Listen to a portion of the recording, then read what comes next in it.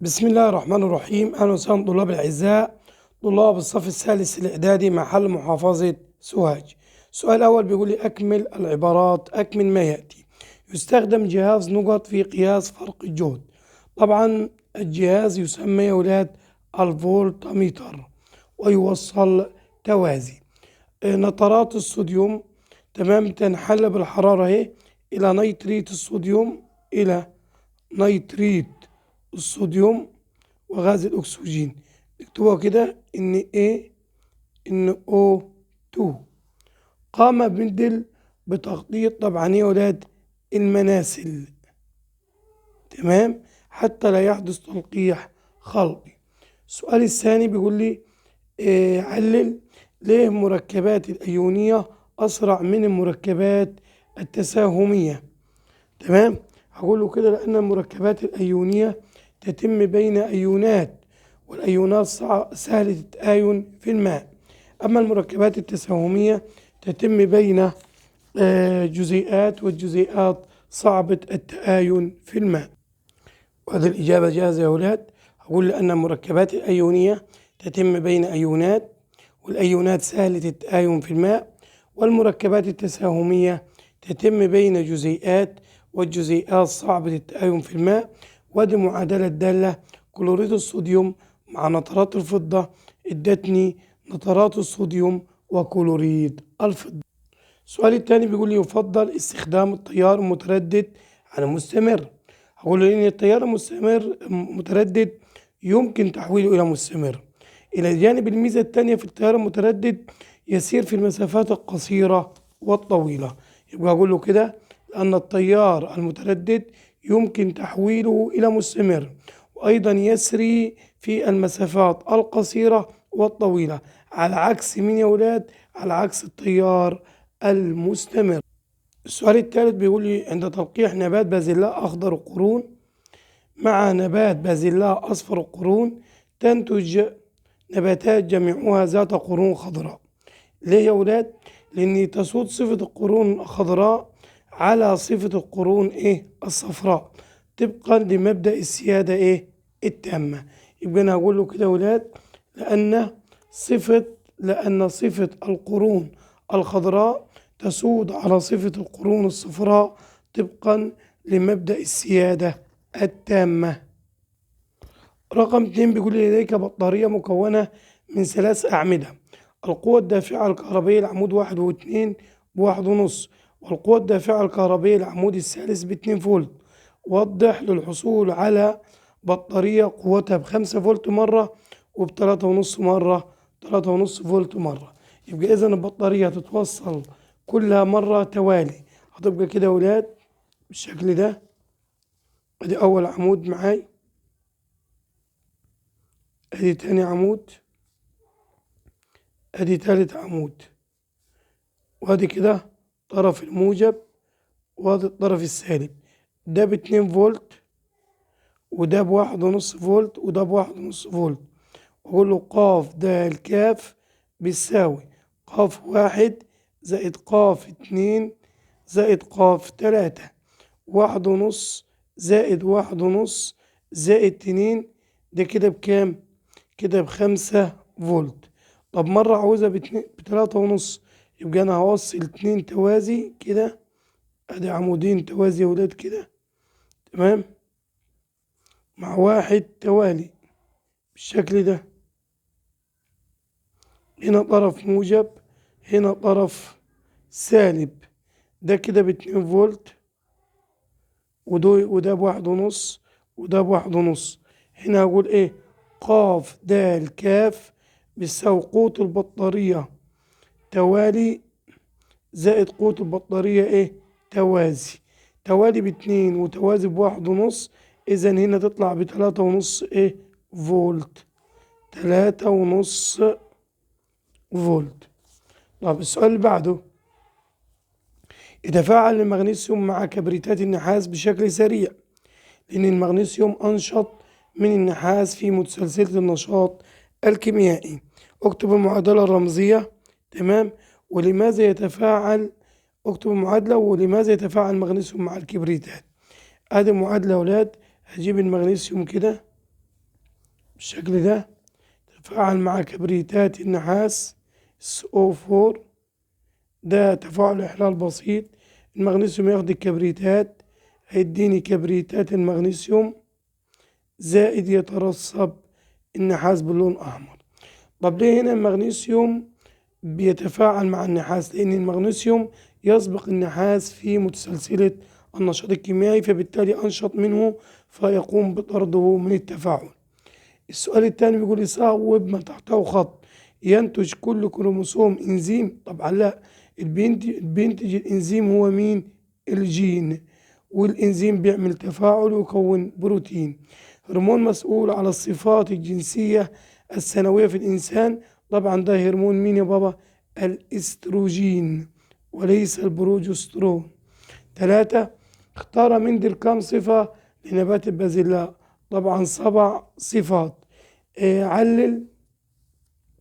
رغم ان الألمنيوم يسبق الخرسين في متسلسلة النشاط الكيميائي، إلا أنه يتأخر عنه عمليا في التفاعل مع حمض الهيدروكلوريك. هقول له كده لأن الألمنيوم يغطى بطبقة تسمى أكسيد الألمنيوم، تأخذ فترة حتى تتآكل ويبدأ الألمنيوم في التفاعل. يبقى عشان الألمنيوم بيغطى بطبقة يا ولاد خارجية تسمى أكسيد الألمنيوم، فلما أنا بضعه في الحمض لن يتفاعل الألمنيوم إلا بعد أن تتآكل هذه الطبقة. فبالبلدي كده يا ولاد الطبقة دي هي بتأخر الألمنيوم على الدخول في التفاعل. رقم 2، يوصل طرفي الفولتميتر في المصدر الكهربي في الدائرة المفتوحة. أقول له لقياس تمام القوة الدافعة الكهربائية قاف دال كاف. ليه النواة مخزن الطاقة؟ سأل هنا سؤال. النواة مخزن الطاقة لأنها تحتوي على قوة الترابط النووي. وضع بالمعادلة إضافة مين؟ حمض الهيدروكلوريك إلى هيدروكسيد الصوديوم. يبقى أنا معايا كده هيدروكسيد الصوديوم، أدي الصوديوم وأدي الهيدروكسيد، هيتفاعل مع مين؟ مع حمض الهيدروكلوريك. طب هيديني إيه من التفاعل يا ولاد؟ هيديني من التفاعل كلوريد الصوديوم زائد ماء، زائد إيه؟ ماء. ثم بعد كده من إحدى نواتج التفاعل كيف الحصول على كلوريد الفضة الأبيض؟ يبقى أنا هجيب كلوريد الصوديوم كده يا ولاد أهو، وفاعله مع نترات الفضة، فبينتج من التفاعل نترات الصوديوم وملح كلوريد الفضة، وده بيترسب باللون الأبيض. هنا بيقول لي احسب الشغل المبذول لإمرار شحنة كهربية مقدارها 8 كولوم عبر مقطع منوصل 20 أوم، ويمر بها تيار كهربي شدته 4 أمبير. طبعا أنا عاوز الشغل. سهلة، الشغل بيساوي إيه يا ولاد؟ الشغل كده بيساوي الكمية في فرق الكمية في فرق الجهد. طب نحن عارفين إن هو جايب الكمية هنا بكام؟ ب8، بس ما جابش فرق الجهد، جاب المقاومة وشدة التيار. هجيب فرق الجهد، فرق الجهد بيساوي المقاومة في شدة التيار. المقاومة ب20، 20 في شدة التيار 4، طبعا 20 في 4 ب80. أجي أعوض هنا على فرق الجهد، يبقى الشغل هيساوي 8 في 80، 8 في الصفر بصفر، 8 في 8 ب64، يعني بحوالي 640 جول. 2. اكتب المصطلح العلمي الدال على كل عبارة. الوحدة الدولية لقياس الإشعاع الممتص، تمام، دي سيفرت CV. عملية كيميائية تكتسب فيها ذرة العنصر إلكترون أو أكثر، تمام، طالما تكتسب يبقى دي عملية عملية اختزال. مادة كيميائية تضبط وتنظم معظم أنشطة الجسم، دي الهرمونات. ليه؟ لو استبدلنا قطعة برادة حديد لها نفس الكتلة مع قطعة، هيقول له يقل التفاعل أو تقل سرعة التفاعل. حصل جين على جين، فرد على جين متناحي من كلا الأبوين، تظهر عليه صفة متناحية. زيادة الأعمدة الكهربية متصلة توازي، بالنسبة لقوة البطارية تظل كما هي. ما التغير الذي يطرأ على لون أكسيد النحاس الساخن؟ تمام، يتحول إلى اللون الأحمر. في التفاعل قدامك في فوق أكسيد الهيدروجين، حطينا هنا قطعة بطاطا، ما اسم الغاز المتصاعد؟ طبعا غاز الأكسجين. في أي الكأسين يحدث فقاعات أكثر؟ طبعا في رقم 2، إن قطعة البطاطا فيها إنزيم الأكسيدز، ده بيعمل على سرعة تفكك فوق أكسيد الهيدروجين إلى مية وغاز الأكسجين. إذا مر تيار كهربي شدته ب2 أمبير وكان فرق الجهد بين طرفي ب220 فولت، فإن المقاومة يساوي كام؟ المقاومة يساوي 220 على 2/10، يطلع ب1100 أوم. الغدتان تتحكم في السيريكوسين. السيريكوسين طبعا الغدة الدرقية. ومين بينظم الغدة الدرقية؟ الغدة النخامية. يبقى نختار يا بابا النخامية والدرقية. في حالة الانفعال يزداد هرمون الأدرينالين. قارن بين صفة العيون الواسعة والضيقة. الواسعة سائدة والضيقة متناحية. الحفز الموجب ده بيزود سرعة التفاعل، الحفز السالب ده بيقلل سرعة التفاعل. هنا بيقول لك شدة تيار كهربي بين سلكين من النحاس لهم نفس المقطع، طول السلك الأول ب5 والتاني ب10، عند تساوي فرق الجهد. شدة التيار طبعا في السلك رقم 5 هيكون ضعف السلك رقم 10، لأن كل ما بتقل المقاومة يزداد شدة التيار، وكل ما زيد المقاومة بيقل شدة التيار. فهنا المقاومة طول السلك كام؟ 5 سنتي، أقل من 10 سنتي، وطالما قل طول السلك بتقل المقاومة ويحدث العكس، زيادة في شدة التيار. بيقول لي احسب الأعمدة الكهربائية لبطارية مكونة من 9 فولت، علما تحتوي على عمودين على التوازي وباقي الأعمدة على التوالي، والقوة الدافعة الكهربائية للعمودين ب1.5. يعني أنا كده معايا عمود كده يا ولاد،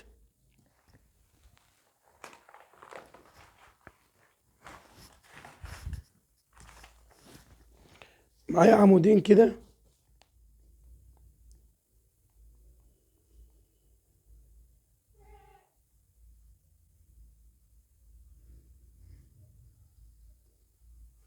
دول ب1.5.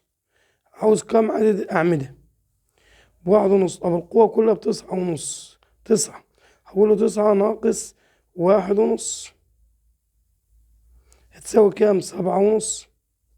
يبقى باقي قوة الأعمدة الباقيين 7.5.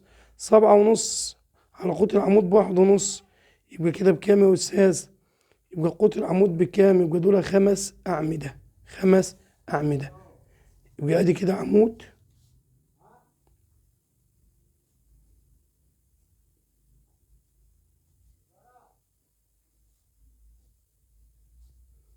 أدي عمود، أدي 2، أدي 3، أدي 4، أدي 5، وأدي البطارية. ده ب1.5، 1.5، 1.5، 1.5، 1.5، 1.5، 1.5، 3، وادي 3، 6، 7.5، وادي قوة عمود واحد كده 9 فولت. يبقى كده يا أستاذ هو عاوز إيه هنا؟ عاوز عدد الأعمدة. عدد الأعمدة 7 أعمدة، لأن كده وصلت 5 وادي 2، 7 أعمدة، 7 أعمدة. في التفاعل EB بينحل إلى A فضي وB، يؤدي إلى